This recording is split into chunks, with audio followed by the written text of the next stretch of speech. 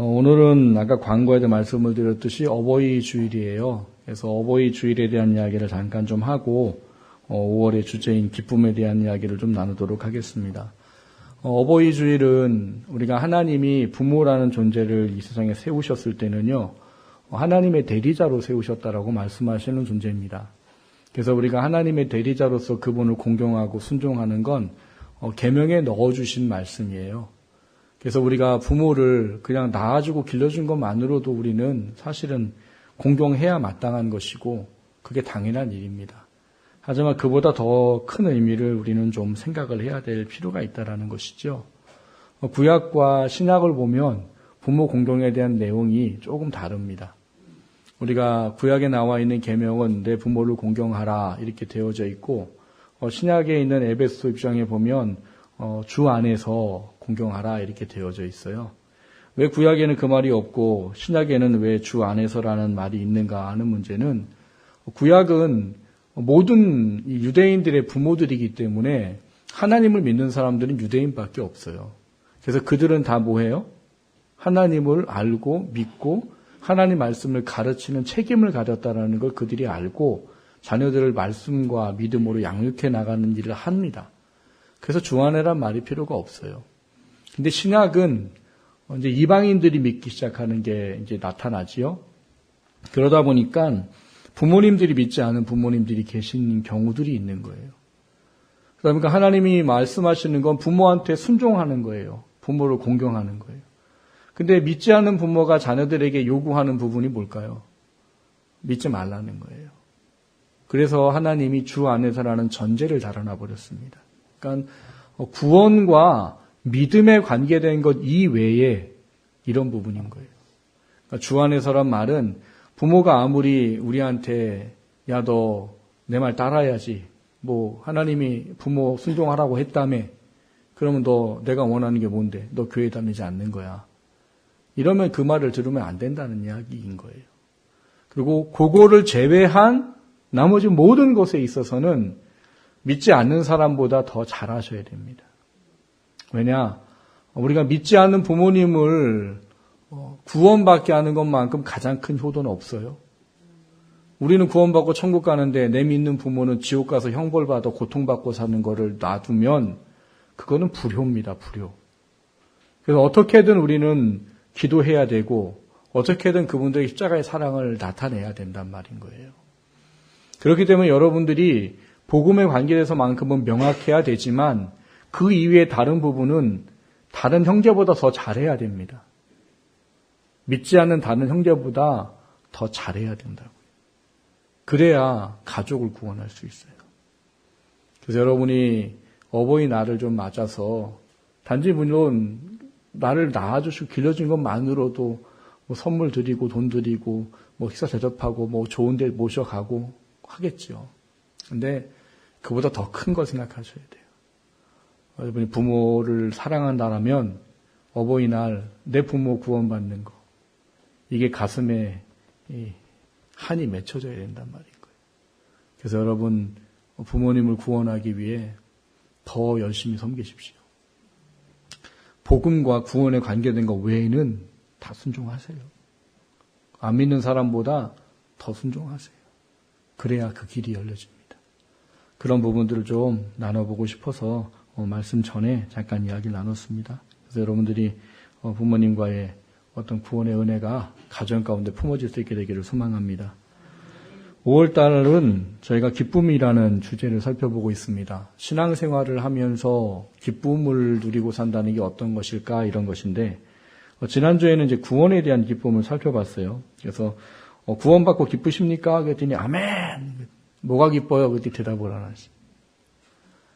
대부분의 사람들이 구원받고 기뻐하는 소망이 뭐예요? 우리나라가 어느 순간부터 교회가 기복주의가 돼버려서 잘 먹고 잘 살고 형통하고 부자 되는 게 그게 복인 줄 알고 살게 돼버렸어요. 그래서 예수님 믿는 것도 그게 돼야 진짜 복인 줄 알아요. 근데 진짜 우리의 기쁨은 그런 기쁨이 아니에요. 구원받을 수 없는 우리가 구원받았다는 거죠. 그래서 세리 마태를 통해서 이 세리라고 말하는 우리나라로 따지면 일본 앞잡이 같은 그런 사람을 예수님이 찾아가셔서 구원하실 뿐만 아니라 제자 삼으셨다는 거지요. 그와 비할 것 없어요. 우리도 똑같다는 거예요. 우리가 뭘로 구원받습니까? 우리가 선한 일 한다고 구원받을 수 있을까요? 없어요. 그러니까 우리는 예수님의 십자가의 대속의 은혜와 사랑과 우리를 자녀 삼아주신 하나님의 은혜가 있기 때문에 하나님의 자녀가 되었습니다. 그 구원의 기쁨이 우리 안에 커지지 않으면, 희석되어지면 온전한 신앙생활을 할 수 없기 때문에 그 구원의 기쁨을 우리가 회복해야 됩니다 하는 이야기를 지난주에 함께 살펴봤었습니다. 오늘은 두 번째 시간으로 우리가 예수님을 믿는다고 할 때 우리에게 누려지는 기쁨이 뭐냐? 안식을 누리는 기쁨이라는 거예요. 오늘 우리가 이 안식을 누리는 기쁨이 뭔가 하는 것을 예수님이 가르쳐 주시고 행하신 일들을 통해서 돌아보면서 정말 나는 내가 지금 구원받은 안식을 누리고 있나 좀 점검해 보기를 주님의 이름으로 축원합니다. 그리고 정말 안식을 누리는 저와 여러분 되시기를 주님의 이름으로 먼저 축원합니다. 첫 번째 함께 나누려고 하는 것은 신앙인의 안식이 뭡니까 하는 거예요. 여러분, 안식이란 말이 머리에 어떻게 떠오르세요? 안식. 안식은 한자어 그대로 풀어보면 편안한 안자에 쉴 식자를, 숨 쉴 식자를 씁니다. 그러니까 편안하게 숨 쉬고 살아가는 게 안식이에요.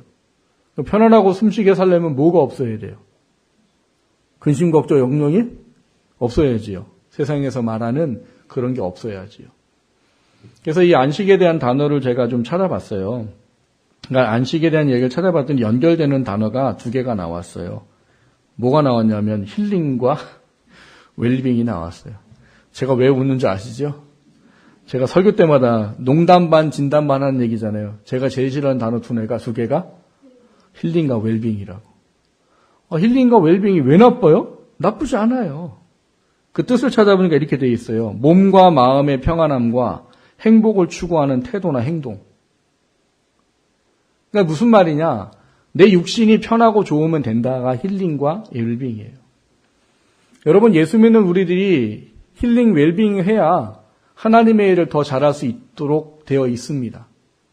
그런데 이 힐링과 웰빙의 근거와 시작은 나예요, 나. 내가 중심이에요. 그러다 보니까 사탄이 뭘 해요? 틈을 타더라는 거예요. 어떤 틈을 타요? 내가 힘들면 안 해도 되는 거예요, 하나님이. 내 마음이 기쁘지 않으면 예배 안 드려도 되고, 내가 기쁘기 위해선 놀러 가는 거 별거 아니고, 나만 좋으면 되면 하나님의 것이 뒷전으로 물려지게 되는 일을 사탄이 사용하고 쓴다는 거예요. 그러니까 이 신앙이 안식이란 단어를 생각할 때 육체적인 개념으로서의 안식을 생각한다면 우리는 진정한 안식을 누리며 살 수 없다라는 사실을 우리에게 가르쳐주고 있다는 거예요. 여러분, 안식일이라는 날을 어떤 날로 생각을 하십니까? 성경에는 안식일을 구별하여 지키라고 말하죠. 그 성경에 보면 뭐라고 말하는가 하면 출애굽기 20장 9절에 엿새 동안은 힘써 내 모든 일을 행할 것이나 일곱째 날은 내 하나님 여호와의 안식일인즉 너나 내 아들이나 내 딸이나 내 남종이나 내 여종이나 내 가축이나 내 문 안에 머무는 객이라도 아무 일도 하지 말라. 이렇게 계명을 주셨어요. 이러다 보니까 사람들이 이 계명을 주신 이유와 본질을 잘 생각하지 못하고 뭐에만 초점을 맞출까요? 안식일은 내가 쉬는 날, 이렇게로만 초점 맞춥니다. 그러니까 안식일이 내가 쉬는 날인 건 맞긴 맞는데 문제는 나를 쉬도록 하시는 데에는 본질이 있다는 거예요. 그러니까 내가 쉬는 게 본질이 아니고 내가 일을 하지 않고 쉬도록 하는 데는 다른 분명한 목적이 있으시기 때문에 나로 하여금 일하지 말라는 거예요. 그래서 그날은 뭘 하라는 거예요? 20장 11절에 보면 엿새 동안에 나 여호와가 하늘과 땅과 바다와 그 가운데 모든 것을 만들고 일곱째 날에 쉬었습니다. 그러므로 나 여호와가 안식일을 복되게 하여 그날을 거룩하게 하였느니라 라고 말씀을 하고 계세요. 그러니까 우리가 쉬도록 하는 이유가 뭐냐? 하나님을 거룩히 구별하여 기억하는 날이 되도록 하기 위해서 하나님이 쉬도록 하셨다는 거예요. 이거를 더 잘 이해해 주게 하는 곳이 출애굽기 31장입니다. 출애굽기 31장 13절에 보면 너는 이스라엘 자손에게 말하여 이르기를 너희는 나의 안식일을 지키라. 이는 나와 너희 사이에 너희 대대의 표징이니 나는 너희를 거룩하게 하는 여호와인 줄 너희가 알게 함이라. 너희는 안식일을 지킬지니 이는 너희에게 거룩한 날이 됨이니라. 그날을 더럽히는 자는 모두 죽일지며 그날에 일하는 자는 모두 그 백성 중에서 그 생명이 끊어지리라. 이렇게 되어 있어요. 여러분, 주일을 온전한 믿음이 세워지지 않을 때 이 주일에 지키는 것에 대한 개념들을 이런 생각을 가진 분들도 있어요. 어떤 생각일까요? 안 지키면 찝찝한 거죠. 가기는 귀찮고 안 가자니 뭔가 찝찝하고 그래서 오면 나름대로 안식은 누리는 것 같아요. 어떤 안식? 아, 그래. 그래도 왔네. 근데 그게 진짜 안식일까요? 그건 진짜 안식이 아니에요. 성경은 다른 말로 뭐라고 하느냐? 내 마당만 밟고 갈 뿐이다 라고 말해요. 하나님 안에 안식을 누리지 못한다는 거예요.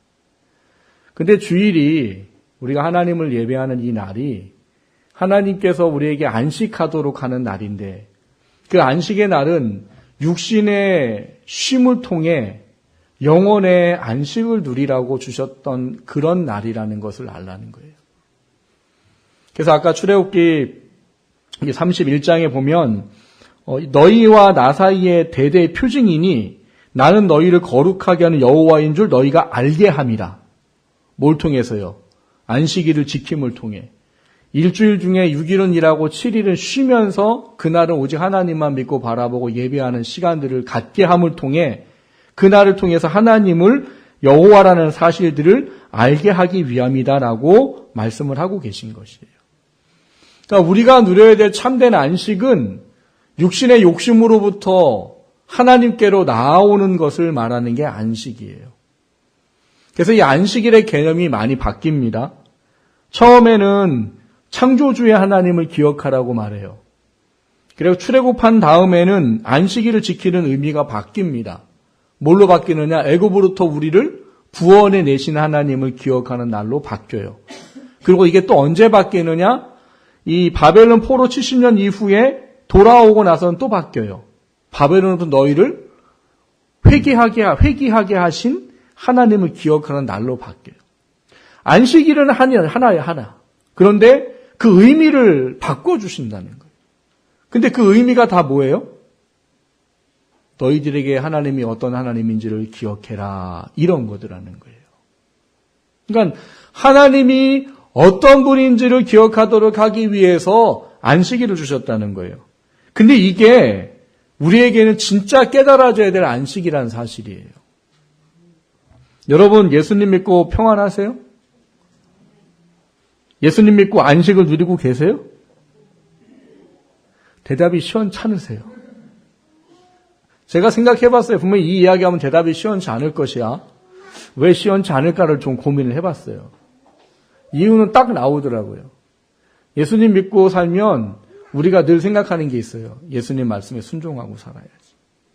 근데 그거를 잘 못하는 나를 보면 늘 하나님 앞에 평안이 없어요. 내가 또 죄졌네. 내가 또 이랬네. 그리고 예수님을 믿었는데 믿음에 대한 어떤 목적이 잘못되어 있어서 이 참된 안식을 못 누리는 사람도 있습니다. 어떤 사람이냐? 예수님을 믿는 게 내 육신을 위해서 믿는 것을 착각하고 예수를 믿기 시작한 사람들이에요. 그래서 전도를 할 때 사람들이 그런 얘기 옛날에 많이 했어요. 예수님 믿으면 잘 돼요. 예수님 믿으면 복 받아요. 예수님 믿으면 만사 형통해요. 예수님 믿으면 자녀가 잘 돼요. 이런 이야기를 전도를 많이 했어요. 그게 틀렸다, 잘못됐다, 나쁘다 이야기할 수는 없어요. 하나님의 온전한 관계가 주어지면 그것 또한 주어질 수 있기 때문입니다. 근데 그거는 신앙의 본질이 아니에요. 근데 이게 신앙의 본질이 되어지면 절대 누구도 안식을 못 누립니다. 왜요? 여러분 예수님 믿고 다 재벌 되셨어요? 여러분 예수님 믿고 여러분이 원하고 계획한 건 다 이루어지고 계세요? 아니잖아요. 그럼 뭐만 느껴져요? 불평과 원망과 상대적 박탈감만 느껴집니다. 왜요? 저 사람은 예수 안 믿는데 왜 나보다 잘 돼? 저 사람은 하나님 말씀에 순종도 안 돼. 저 사람 왜 잘 돼? 이런 것들이 마음에 사탄으로 말미암아 주어지게 되기 때문입니다. 그렇게 되면 진짜 안식은 누려지지 않아요. 여러분이 생각하는 예수님 믿으면서 안식은 무엇인가 한번 고민해 보십시오. 나는 무엇을 안식이라고 생각하고 있는가? 그리고 오늘 본문에 말한 주님의 이야기를 통해서 안식이 다시 한번 점검되셔야 합니다. 내가 세상의 다른 이방 종교처럼 어떤 신을 믿으면 만사 형통하고 부귀영화를 누리고 성공하고 잘되고 이런 것 때문에 예수님 믿으면서 안식을 원하셨다면 아마 지금까지 단 한 차례도 안식을 못 누렸을 겁니다. 왜냐하면 하나님의 안식은 그게 아니기 때문이에요. 하나님의 안식은 예수를 믿음으로 말미암아 죄사함의 은혜요, 회개로 말미암아 온전케 하신 하나님의 사랑이요, 천국의 소망이 무엇인지를 깨달아 알기 때문에 이 땅을 믿음으로 넉넉히 이겨나가는 게 주님을 믿음으로 말미암아 주어지는 안식이기 때문이에요. 오늘 본문을 보시면 그 이야기에 대한 말을 예수님께서 세 도시를 통해서 이야기를 해주십니다. 오늘 본문에는 세 도시가 언급되어요. 신약의 세 도시, 고라신, 벳세다, 가버나움이라는 세 도시가 등장을 하고 있고요. 그리고 구약의 세 도시가 나옵니다. 두로와 시돈과 소돔이라는 이 세 도시가 언급되어져 있어요. 근데 이 세 도시를 언급하면서 예수님께서 원하는 게 참된 안식에 대한 이야기의 교훈입니다. 이 앞에 있는 신약의 세 도시에는 오늘 본문에 보면 20절에 이런 얘기가 있어요. 예수께서 권능을 가장 많이 행하신 고울들이 회개하지 아니하므로 그때 책망하시되 이렇게 말해요. 예수님이 권능을 이 고라신, 벳세다, 가버나움이라는 도시에는요, 다른 도시에 비해서 엄청나게 많이 행하셨답니다. 여러분, 성경에 말하는 권능은 뭐예요? 원래 이 권능의 단어는 자연의 물리적인 힘, 하나님의 능력 이런 걸 쓸 때 쓰는 단어예요. 그래서 원래 이 헬라어가 디나미스라는 단어인데 이 디나미스라는 단어에서 나온 단어가 뭐냐면 다이너마이트예요. 다이너마이트가 뭐 하는 거예요? 네, 꽂아놓고 불팔 때거나 뭐 할 때 폭발시키는 힘. 그게 이 디나미스라는 단어에서 온 단어예요. 그러니까 이 디나미스라는 권능으로 표현된 건 놀라운 엄청난 능력, 힘 이런 거예요. 이게 예수님이 디나미스를 같이 언급되어져 있다면 뭐가 되겠어요? 예수님이 놀라운 이적과 기적을 행한 일을 말씀하는 거겠죠. 그러니까 예수님이 놀라운 이 기적과 이적을 다른 마을보다 이 고라신, 벳세다, 가버나움 세 도시한테는 훨씬 더 많이 하셨답니다. 그러면 생각을 해보세요. 다른 마을은 어떤 마을 같은 경우는 예수님이 마가복음 1장에 보면 치료를 안 하고 가버리시는 마을도 있으세요. 새벽에 예수님이 기도하러 가신 동안 새벽부터 사람들이 병 고침 받으러 옵니다. 몰려 들어왔어요. 근데 예수님이 안 계시니까 막 난리가 난 거죠, 막. 근데 예수님이 기도 마치고 돌아오시니까 제자들이 뭐라고 그래요? 어디 가셨냐고, 이 사람들이 지금 새벽부터 와 있는데 빨리 오시라고. 그때 예수님 뭐라고 하세요? 나는 복음을 전하러 왔다.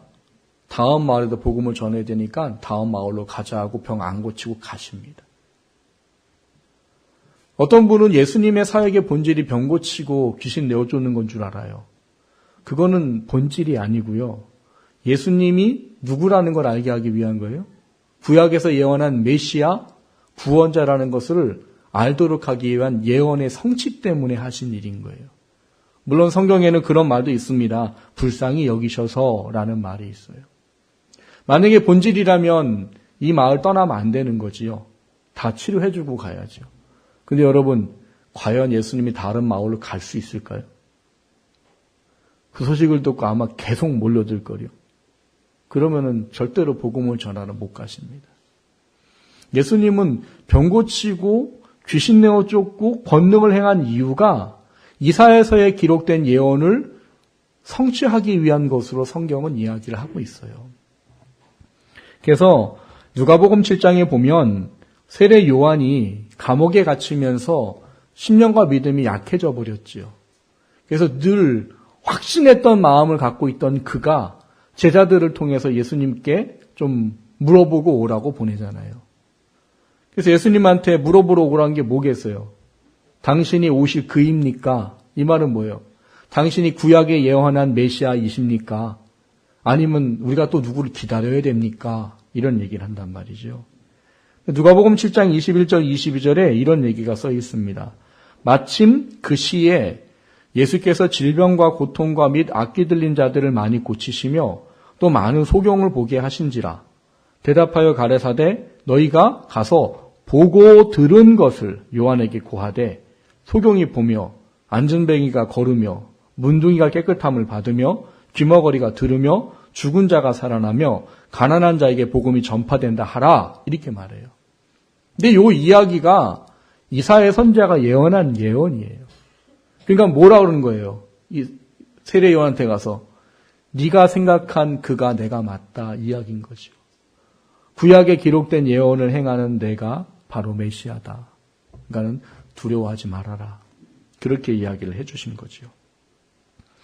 예수님이 병을 고치고 귀신을 내어 쫓아주고 뭐 가난한 자에게 뭐 여러 가지 많은 일을 하신 건 당신이 우리를 구원하기 위해 이 땅에 오신 대속의 죽음을 죽으실 메시아라는 것을 증명하기 위해서 하신 것이지 그분이 단지 병 고치고 귀신 내어 쫓기 위해서 하신 것이 아니란 말인 거예요.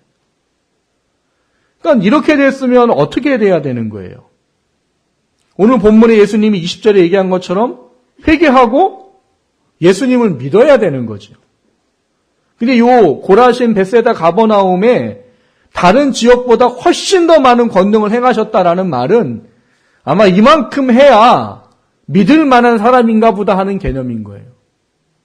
다른 마을은 그만큼 안 해도 예수님 믿고 따르고 막 했는데 여기는 다른 데보다 훨씬 많이 권능을 행해야 그래야 얘네들이 믿을 만한 그런 사람이다라는 이야기와 다름이 없다는 거예요.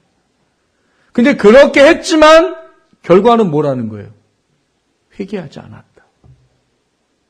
권능을 아무리 베풀고 했어도 이들이 회개를 하지 않았다. 그러면서 이들을 책망하시면서 하신 그 세 도시가 두로와 시돈과 소돔이에요. 두로와 시돈은 구약에 하나님이 이 징벌을 당하고 하나님이 망하게 하겠다라고 하나님께서 이름을 거론한 두 도시가 두로와 시돈이에요. 그리고 소돔은요.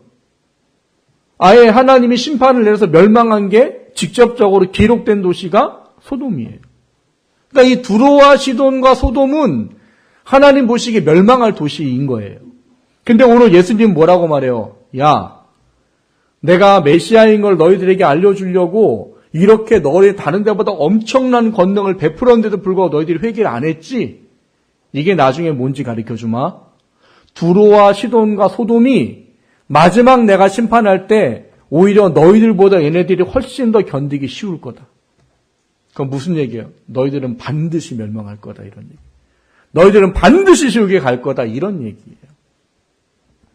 예수님이 이 이야기를 하시면서 하나님께서 주셨던 놀라운 깨달음에 대한 이야기를 가르치십니다.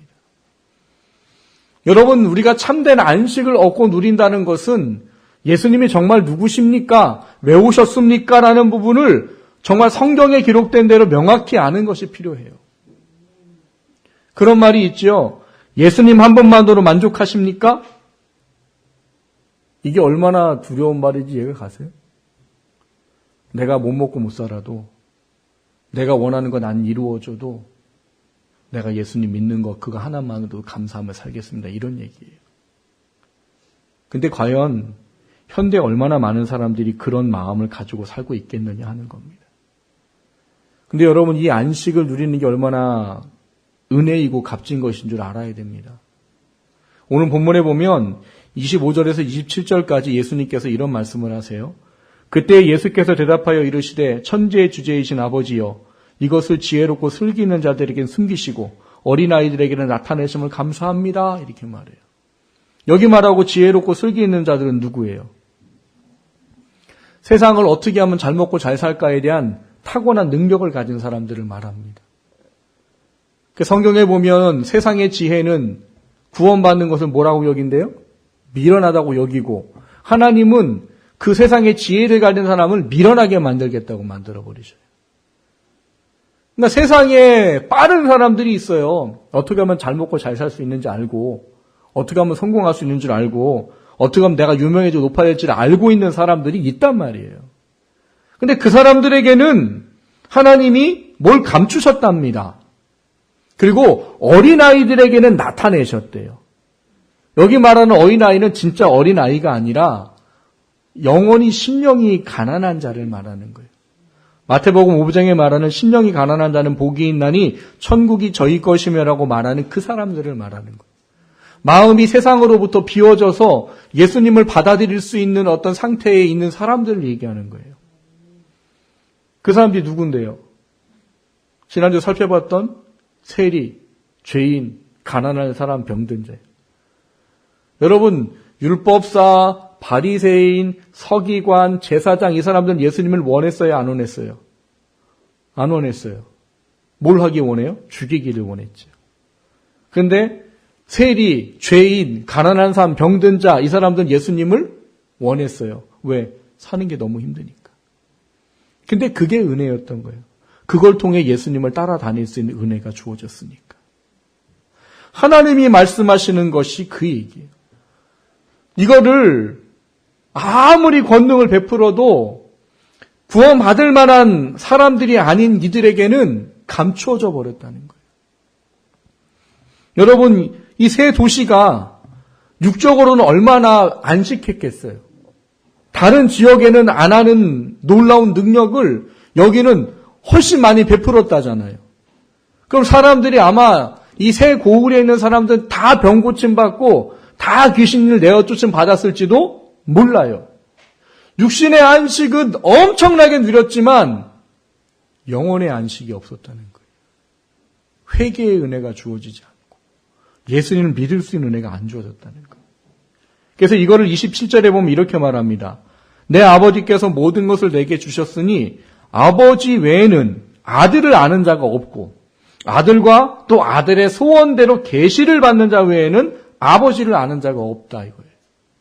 그건 무슨 얘기예요? 하나님이 허락한 사람 외에는 예수님을 인정할 수 없고 예수님을 통하지 않고 하나님께 나아갈 수가 없다는 거예요.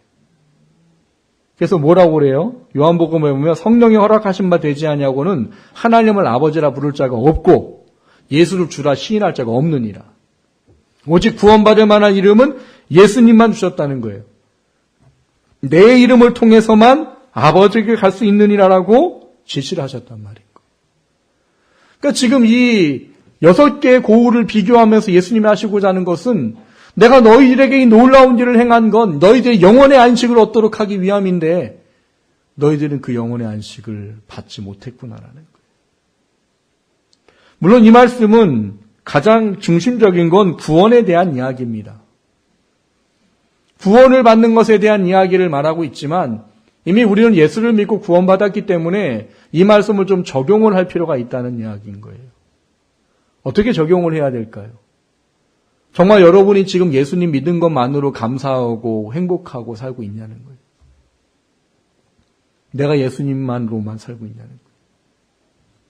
이게 안 주어져 버리니까 어떻게 돼버려요?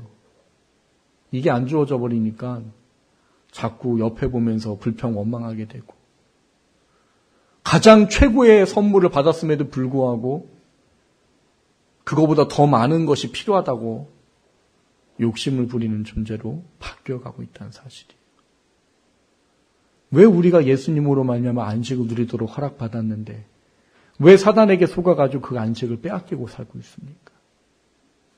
여러분 마음이 왜 안식을 못 누려요? 여러분의 신앙의 초점이 잘못되어 있기 때문인 거예요. 예수를 믿는 게 신앙이어야 되고 하나님 아버지 자녀로 살아가는 게 삶의 목적이 돼야 되고 천국을 소망하는 게 목적이 돼야 되는데 그보다도 육신의 삶의 소망이 나로 하여금 더 커져 있다는 거예요. 그러니까 안식을 못 누리는 거예요. 사랑하는 성도 여러분, 주님의 안식의 자리로 나아가셔야 됩니다. 예수님을 믿으셔야 돼요. 그분이 왜 오셨는지를 믿으셔야 되고 그분이 뭘 원하시는지를 알아야 됩니다. 그럴 때 비로소 내 안에 안식이 주어집니다. 그 안식이 다시 한번 고민되어지고 혹시 놓쳐졌다면 회복될 수 있기를 주님의 이름으로 축원합니다. 두 번째로 드리고자 하는 것은 참 안식을 위한 조건이 있다라는 거예요. 앞서 말씀을 드렸듯이 권능을 받지만 회개하지 않는 사람들, 이 사람들에 대한 게 첫 번째 우리가 살펴봐야 될 안식을 위한 조건이에요. 여러분, 지금도 동일하게 우리가 예수님 안에서 안식과 평안을 누릴 수 있는 방법은 회개의 방법밖에 없습니다. 우리의 마음이 느려지고 우리의 마음이 힘들고 어려울 때 하나님 앞에 나아가는 것밖에는 방법이 없다는 거예요. 오늘 본문에는 그래서 이 회개라는 것과 예수님께 나아가 연합하는 두 가지의 이야기가 우리가 참 안식을 얻을 수 있는 조건이다, 이렇게 말합니다. 앞서 말씀을 드렸듯이 권능을 베푼 이유는 예수님이 메시아의 우리를 구원할 구원자라는 것을 믿도록 하게 한 이유예요. 그건 지금도 동일해요. 여러분, 우리가 예수님을 믿으면서 우리가 원하는 게 뭐에 초점되어 있습니까? 나를 구원하신 하나님의 뜻에 초점되어 있습니까? 아직도 변하지 않은 내 육신의 가치관에 초점되어 있습니까? 여러분, 육신의 가치관에 속해 있으면 우리가 하나님의 참된 안식을 누릴 수 없고 점점 멀어질 수밖에 없습니다. 근데 그거를 돌아올 수 있게 하는 방법은 뭐밖에 없어요? 회개예요, 회개. 여러분, 우리 안에 하나님이 원하지 않는 부분들이 해결되어져야 되는 건 회개밖에 없습니다. 그것은 하나님의 뜻 안으로 다시 들어와야 된다라는 이야기인 거예요. 그래서 오늘 본문에 보면 28절에 수고하고 무거운 짐진 자들아 다 내게로 오라 내가 너희를 쉬게 하리라 이렇게 되어져 있어요. 여기 나와 있는 수고하고 무거운 짐진 자라는 원어를 좀 보면 이 수고하라는 단어는 능동태로 되어 있어요. 능동태는 내가 뭔가를 하는 거거든요. 그러니까 내가 뭔가를 하는 건데 그것 때문에 계속 피곤해 지친 상태를 말해요. 이게 현재 분사 능동태로 되어 있어요. 이러면은 계속 내가 뭔가를 해가지고 힘들고 지친 상태다 이런 얘기예요. 근데 무거운 짐진 자는 반대로 되어 있어요. 여기는 현재 분사 수동형으로 되어 있어요. 수동형은 누가 나한테 자꾸 짐을 짊어지게 하는 거예요. 누가 나를 자꾸 뭐를 시켜가지고 내가 힘든 상태에 있는 걸 말해요. 그러니까 이게 지금 뭘 얘기해요?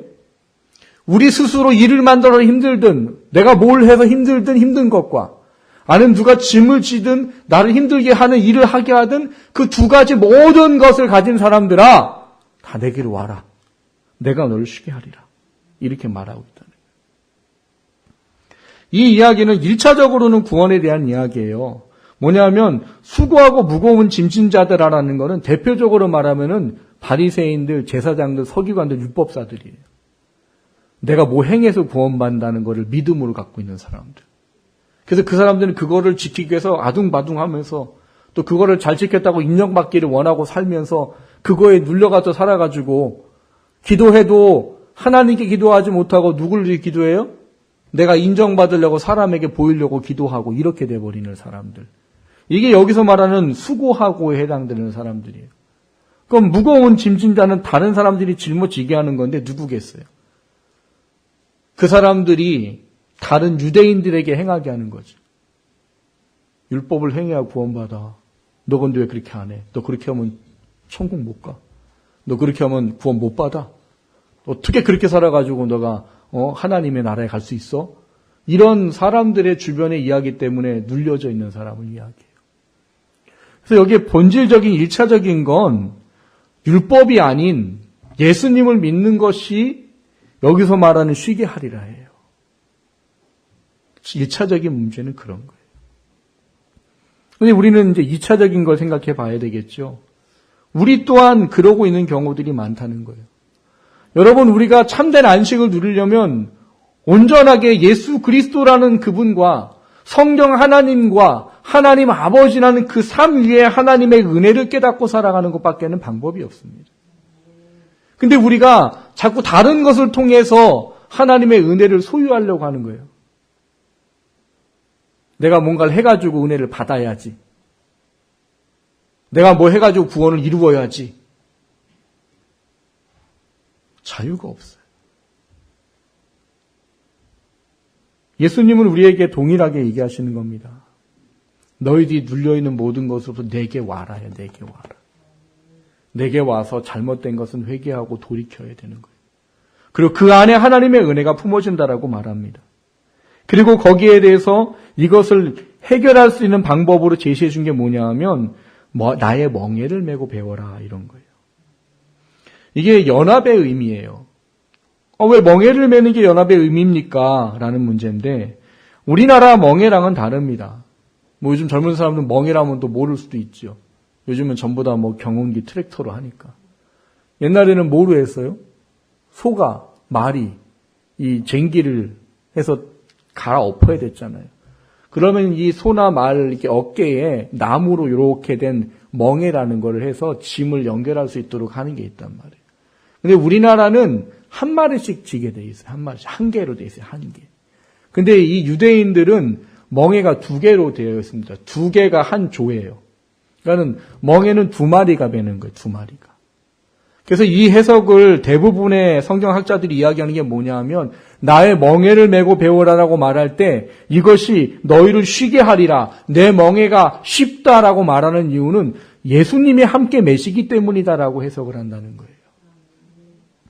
우리가 예수님 말씀 지키고 하나님 말씀 지키고 살아야 되지요. 근데 그거를 우리는 자꾸 내가 하려고 그래요. 내가. 내 힘으로 하려고 그래요. 그러니까 힘들어요. 버거워요. 안 돼요. 그러니까 눌려요. 신앙생활이 재미가 없어요. 안식이 없어요. 왜? 나 혼자 하는 게 아닌데. 예수님은 내 멍에를 메고 배우라고 되어 있어요. 예수님께서 원하시는 것을 함께 짊어지는 게 필요하다라는 거예요. 예수님이 함께 짊어주신다는 거예요. 그게 우리로 하여금 모든 걸 행할 힘과 능력을 소유할 수 있도록 해준다는 사실을 우리에게 가르쳐주고 있다는 말이에요. 요한복음 8장 36절에 보면 그러므로 아들이 너희를 자유롭게 하면 너희가 참으로 자유로우리라 이렇게 말해요. 이게 뭐예요? 예수님의 멍에를 함께 맴을 통해서 그 안에 자유함이 주어지는 것에 대한 은혜를 우리에게 이야기하고 있다는 말인 거예요. 그런데 사탄은 자꾸 그걸 잊어버리게 만들어요. 우리가 자꾸 우리가 뭘 해서 자꾸 이걸 이루려고 내 힘으로 하려고 내 생각과 내 능력으로 하려고 자꾸 바라보게 합니다. 그런데 하나님은 우리한테 예수님의 멍에를 매라는 거예요. 여러분, 예수님 우리에게 굉장히 어려운 말씀을 하신 분 중에 하나입니다. 이번 주간에 큐티한 내용 중에 보면 그런 내용이 나와요. 내가 평안을 주러 온 줄 아느냐? 나는 검을 주러 왔다 이렇게 말해요. 그래서 아내가 남편을, 며느리가 시어머니를, 아들이 아버지에게 화평음이 없어요. 이게 무슨 얘기예요? 예수를 믿게 되면 다른 종교와의 어떤 영적인 싸움이 온단 말인 거예요. 근데 그 싸움은 지면 안 되더라는 거죠. 그 싸움에 대한 문제가 있다는 거예요. 그 예수님 우리에게 제자가 되려면 뭘 하라고 그래요? 자기를 부인하고 자기 십자가를 지고 나를 좇을 거니라. 참 이것만큼 힘들고 어려워 보이는 말씀도 없어요. 근데 사람들이 착각하는 거죠. 뭐를요? 내가 하는 거다라고. 여러분 안에 왜 안식이 없을까요? 주님과 연합하고 있지 않아서예요. 매일 왜 기도하라고 할까요? 매일 왜 성경 보라고 하고 매일 왜 큐티하라고 할까요? 가능하면 왜 매일 하나님과의 관계를 맺으라고 할까요? 여러분 그 연합 없이는 안식을 못 누립니다. 그 연합 없이는 사탄의 권세로부터 싸워 이길 힘을 소유할 수가 없어요.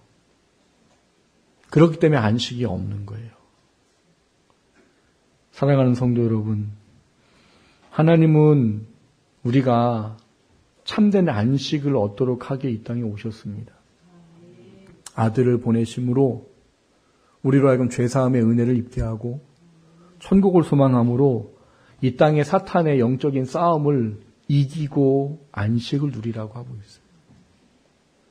목사님들 얘기를 들어서 죄송하지만 목사님들이 대부분 다 힘들고 어렵게 사는 분들이 많습니다. 그러니까 그런 분들을 만나면 참 힘들고 어려운 그냥 죽상으로 하고 있어야 될 것 같은데 근데 그런 분들이 거의 없어요. 왜 그럴까요? 애들 먹여 살리는 것도 힘들고 학교 보내는 것도 힘들고 뭐 먹고 사는 것도 어려워하는 분도 계셔요. 근데 그분들이 왜 세상의 사람들처럼 좌절하거나 낭망하지 않고 그 안에 기쁨과 평안을 누리며 살까요? 목사들이 하는 말 중에 그런 게 있습니다. 구원해 주신 것만도 감사한데 나를 하나님의 종 삼아 주시고 하늘의 영광을 감당할 수 있는 존재로 세우신 게 감사합니다. 그걸 고백하는 하지 않는 목사는 없을 거예요. 근데 여러분, 그건 목사에게만 누려질 얘기가 아니더라는 거예요.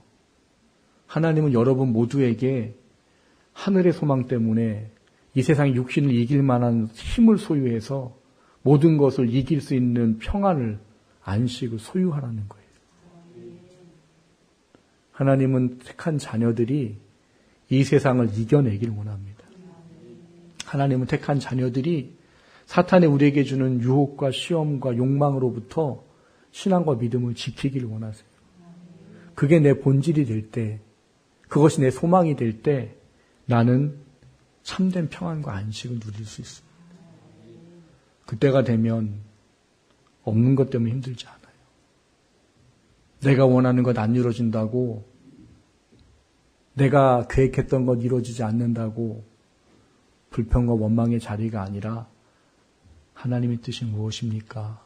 라는 자리로 나아간다는 것입니다. 참된 안식을 소유하시기를 주님의 이름으로 축원합니다. 여러분에게 안식을 주기 위해 오셨는데 예수님이 안식이 아니라 버거운 짐이 됐다면 신앙의 본질을 돌아보십시오. 그리고 주님으로만 살 수 있는 안식을 소유해서 어떤 것도 우리를 괴롭히거나 힘들게 하지 않을 수 있는 안식을 누린 우리가 되기를 주님의 이름으로 축원합니다.